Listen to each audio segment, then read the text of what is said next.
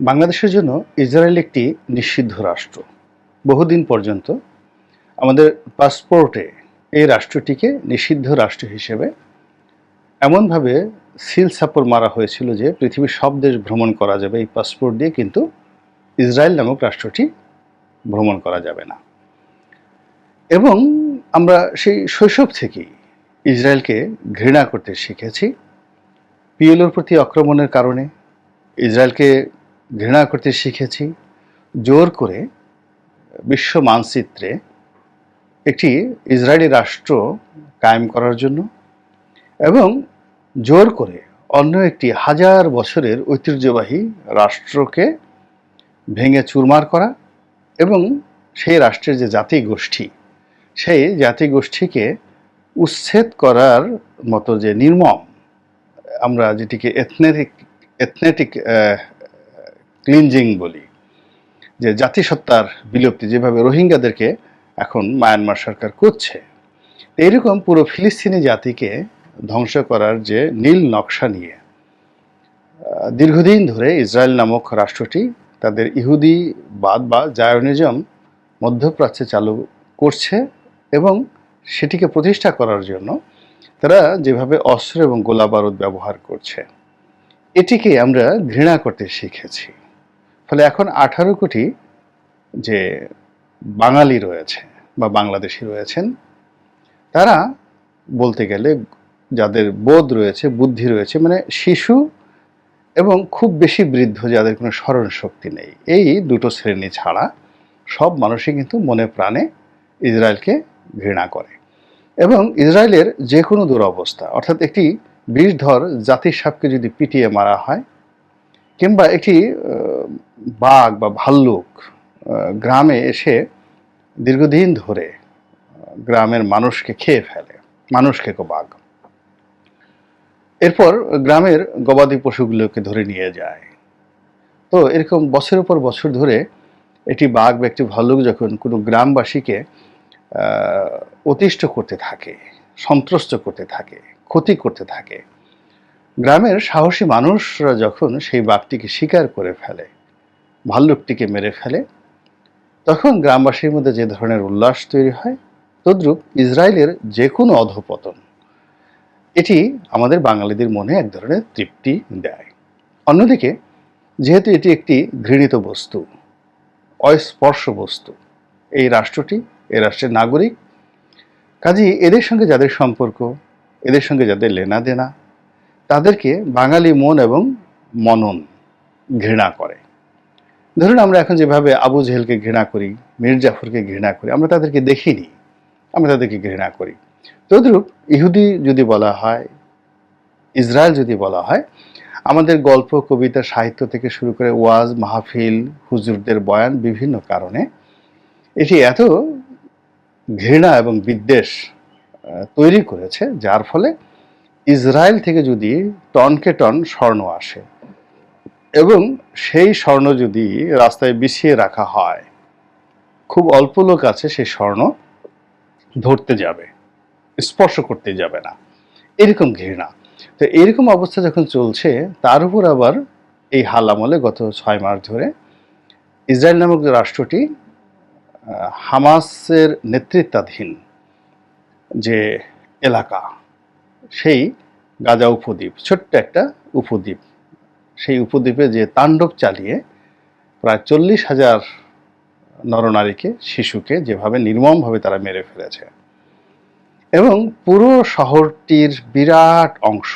যেভাবে মাটির সঙ্গে গুঁড়িয়ে দিয়েছে, একটি ভবন অক্ষত অবস্থায় নেই, পুরো ইলেকট্রিসিটি, পানি, রাস্তাঘাট থেকে শুরু করে ওখানে মানুষের বসবাস তো দূরের কথা, কোনো জীবজন্তু, পোকামাকড়, কীটপতঙ্গ বসবাসের অবস্থাও রাখেনি। এই দৃশ্য বিশ্ব গণমাধ্যমে দেখার পর আমাদের যে ঐতিহ্যগত ঘৃণা, এটি আরো বহু অংশে বৃদ্ধি পেয়েছে। তো এটা যখন বৃদ্ধি পেয়েছে, ঠিক সেই সময় আমরা জানতে পারলাম যে ইসরায়েলের একটি পণ্যবাহী কার্গো জাহাজ, উড়োজাহাজ, এটি বাংলাদেশে এসেছে এবং পণ্য খালাস করে চলে গিয়েছে। এটি নিয়ে আলোচনা সমালোচনার কোনো শেষ নেই। অন্য সময় হলে কিন্তু আমি এটি নিয়ে আলোচনা করতাম না, কিন্তু এখন জনমত এতটা প্রবল এবং সবাই এটা নিয়ে আলোচনা করছে। তো এই ক্ষেত্রে আমার যে বক্তব্য, এটি আমি মনে করি যে বলা উচিত। প্রথমত, বাংলাদেশের যে এয়ার বা আমাদের দেশের যে আকাশপথ, এই আকাশপথটি ইসরায়েলি যে কোনো জাহাজের জন্য নিষিদ্ধ। দ্বিতীয়ত, আমাদের দেশের যে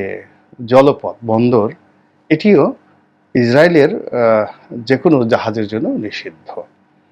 এখন এই অবস্থাতে ইসরায়েলের মালিকানাধীন একটি উড়োজাহাজ কি করে এয়ারপোর্টে এলো, এবং এই সময় কেন এলো, কি নিয়ে এলো, কারা এলো, কারা গেল, এবং অন্য কোনো সময় বাদ দিয়ে এই উত্তেজনাকর একটি মুহূর্তে কি এমন বস্তু নিয়ে তারা ঢাকা এয়ারপোর্টে এলো, এবং ঢাকা এয়ারপোর্ট সংলগ্ন আমাদের বিমান বাহিনীর স্থাপনা আছে, নৌবাহিনীর স্থাপনা আছে একেবারে খুব কাছে, আর পুরো এলাকাটাই ক্যান্টনমেন্টের মধ্যে, মানে সেনাবাহিনীর হেডকোয়ার্টারের মধ্যে। তো সেখানে যখন একটি ইসরায়েলি বিমান সেখানে এলো, তো নর্মালি আমাদের বাংলাদেশের যে কোনো ছবি স্যাটেলাইট থেকে নেওয়া যায়, কিন্তু স্যাটেলাইটের ছবি নেওয়া আর একটা ড্রোন পাঠিয়ে বা একটা বিমান পাঠিয়ে সেখানে ঢাকা এয়ারপোর্টে অবতরণ করা, এবং সেখানে যদি 1000 গোয়েন্দা ক্যামেরা থাকে এবং সেই গোয়েন্দা ক্যামেরাগুলোর সাথে যদি আবার স্যাটেলাইট সিস্টেমের সংযোগ থাকে, তাহলে পুরো ঢাকা শহর, ঢাকা ক্যান্টনমেন্ট, নৌবাহিনীর সদর দপ্তর, সেনাবাহিনীর সদর দপ্তর, বিমান বাহিনীর সদর দপ্তর, পুরোটার যে ঝলমলে নিখুঁত ছবি যে কেউ নিতে পারে এই ঢাকা এয়ারপোর্টকে ব্যবহার করে, সেই বিষয়টি একেবারে পরিষ্কার। তো এখানে যে সকল কমার্শিয়াল বা বাণিজ্যিক যে জাহাজগুলো আসে প্যাসেঞ্জার নিয়ে, তো তাদের সঙ্গে সিভিল এভিয়েশনের একটা চুক্তি থাকে, তাদেরকে তদারক করার জন্য একটা সিস্টেম থাকে, এবং এখানে এই ধরনের গোয়েন্দাগিরি হয় না। কিন্তু অদ্ভুত দেখা গেল, একেবারে অজানা একটা দেশ থেকে একটা সামরিক প্লেন আসলো, তো সেই প্লেনটি গ্রহণ করা, বা একটি বেসামরিক অজানা দেশ থেকে সন্দেহভাজন ইসরায়েলের মতো একটা দেশ থেকে একটা প্লেন আসলো, সেই প্লেনটিকে সামরিক কায়দায় চেক করার জন্য বিধান সারা পৃথিবীতে রয়েছে। তো কাজেই এই ইসরায়েলি বিমান আসার সঙ্গে সঙ্গে এটি যদি আমাদের সেনাবাহিনী, আমাদের নৌবাহিনী, আমাদের বিমান বাহিনী, তাদের যে গোয়েন্দা বিভাগ রয়েছে, তারা এটিকে চেক করে থাকে, এবং এটির যে ভিতরে এবং বাইরে কোনো রকম এরকম তথ্য সংগ্রহ করার মতো কোনো ক্যামেরা লাগানো ছিল না, কোনো গোয়েন্দা ছিল না, এবং এটি কেবলই মাত্র বাণিজ্যিক উদ্দেশ্যে এসেছে, বা অন্য কোনো রাষ্ট্রীয় প্রয়োজনে এসছে, অথবা আমাদের বন্ধু রাষ্ট্র ভারতের প্রয়োজনে এসছে, সেটি আলাদা একটা বিষয়। এর কারণ হলো পুরো বিষয়টি বিতর্কের সৃষ্টি করেছে। এর কারণ হলো আমরা সবাই জানি যে ভারতের সঙ্গে ইসরায়েলের একটা গোয়েন্দা চুক্তি আছে, এবং তাদের একটা কৌশলগত পার্টনারশিপ রয়েছে। আবার ভারতের সঙ্গে আমাদের একটা কৌশলগত পার্টনারশিপ রয়েছে। ফলে এখানে কিসে কি হয়েছে, কোনটার সঙ্গে কোনটা মিশেছে, কোনটার সঙ্গে কোনটা ঢুকে গিয়েছে, এই জিনিসগুলো নিয়ে কিন্তু আমাদের মনের মধ্যে নানা রকম প্রশ্ন দেখা দিয়েছে। দ্বিতীয়ত, এর আগে ইসরায়েল থেকে আমরা কিছু গোয়েন্দা সামগ্রী এনেছিলাম বলে পত্রপত্রিকায় এসছে। টেলিফোনে আড়ি পাতার যে যন্ত্র, এটি এবং তার সঙ্গে সঙ্গে কিছু সফটওয়্যার, মারাত্মক যে সফটওয়্যার, যেটিকে সারা দুনিয়াতে নিন্দিত এবং ঘৃণিত সফটওয়্যার হিসেবে, ম্যালওয়্যার হিসেবে ধরা হয়। মানুষের ব্যক্তি স্বাধীনতা হরণ করার, মানুষের ব্যক্তিগত গোপনীয়তা হরণ করার যে সকল একেবারে নিকৃষ্ট সফটওয়্যার রয়েছে বা উপকরণ রয়েছে, ইসরায়েল এগুলো বিক্রি করে, এবং বিশ্বের বিভিন্ন রকম যারা কর্তৃত্ববাদী শাসক, তারা এই সফটওয়্যারগুলো কিনে তারা জনগণের উপর খবরদারি করে, এবং জনগণের ব্যক্তিগত তথ্য নিয়ে তারা মনের আনন্দের সময় কাটাতে চায় যে তাদের বিরুদ্ধে কেউ কিছু করছে না বা কেউ কিছু বলছে না। তো এইরকম কিছু যন্ত্রপাতি ইসরায়েল থেকে নেওয়া হয়েছিল, এবং সরকারের পক্ষ থেকে নানা ছলছুতায় বিভিন্ন রকম কথাবার্তা বলা হচ্ছিল যে না, যেখান থেকে নেওয়া হয়েছে সেটা ইসরায়েলি কোম্পানি নয়, ইসরায়েলি মালিক কিন্তু অন্য দেশে নিবন্ধিত। আবার কেউ বলার চেষ্টা করেছে যে না, নেওয়াই হয়নি। তা আমরা তো আসলে হাদারাম পার্টি, শুধু শুনতে পারি, টুকটাক হালকা কিছু কথাবার্তা বলতে পারি, কিন্তু সিদ্ধান্তে নেয়ার মতো তাগত আমাদের নেই।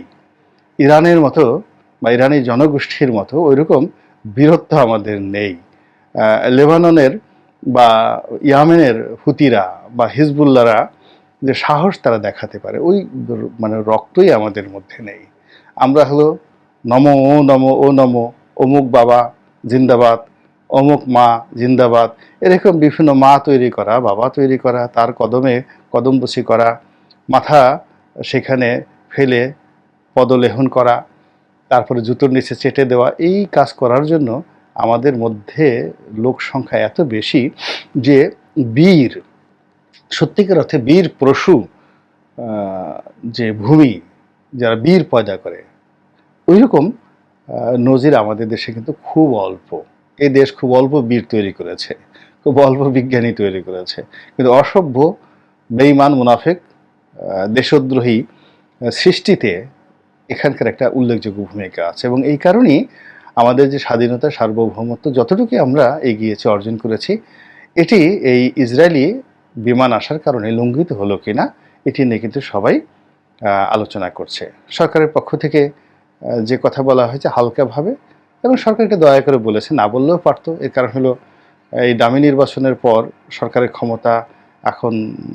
উত্তর কোরিয়ার কিম, কিংবা সরকারের ক্ষমতা এখন বেইজিংয়ের যারা কর্ণধার রয়েছে, চীনা প্রেসিডেন্ট শি অথবা রাশিয়ার প্রেসিডেন্ট পুতিন, এদের সাথে বেশি ছাড়া কম নয়। তো কাজে কার ঘাড়ে কয়টা মাথা যে সরকারকে টুটি চেপে ধরে জিজ্ঞাসা করে, ফলে সরকার এটি বলেছে। কিন্তু বাস্তবতা হলো যে যেখানে এই মুহূর্তে ইরানের সঙ্গে যুদ্ধ চলছে, এবং যেখানে ইসরায়েলের বিরুদ্ধে ইসলামী যারা মিলিট্যান্ট গ্রুপ রয়েছে সারা দুনিয়াতে, তারা এখানে 10 পায়ে দাঁড়িয়ে আছে যুদ্ধ করার জন্য, জিহাদ করার জন্য, ঠিক সেই সময়টাতে ইসরায়েলি কোনো পণ্য বা ইসরায়েলি কোনো বিমান বা ইসরায়েলি কোনো জাহাজ যদি বাংলাদেশে এসে যায়, তা আমাদের এই শান্তিপূর্ণ এই অঞ্চলটি যদি আবার সেই ইসলামী মিলিট্যান্টদের টার্গেটে পরিণত হয়, কিংবা এখানে নতুন করে জঙ্গিবাদের তৈরি হয়, বা বাংলাদেশে কেন ইসরায়েলি বিমান আসলো এজন্য আইএস একটা বিবৃতি দিয়ে বসলো, হিজবুল্লাহ একটা বিবৃতি দিয়ে বসলো, হুতি একটা কথা বলে বসলো, ওই ধাক্কা সামলানোর মতো অবস্থা কিন্তু আমাদের নেই, অর্থনীতির নেই, সামাজিক নেই। তো কাজেই সাধু সাবধান যারা সরকারের কর্তা ব্যক্তি, সব ব্যাপারে গো ধরতে হয় না, সব ব্যাপারে সমানভাবে কাজ করতে হয় না, সবার সাথে বন্ধুত্ব করতে হয় না, স্থানকাল পাত্র ভেদে হিসাব করে অনেক কিছু করতে হয়। এবং অনাগত দিনে তারা এই বিষয়গুলো নজরে আনবেন এবং সতর্ক হবেন, এই প্রত্যাশা রাখছি।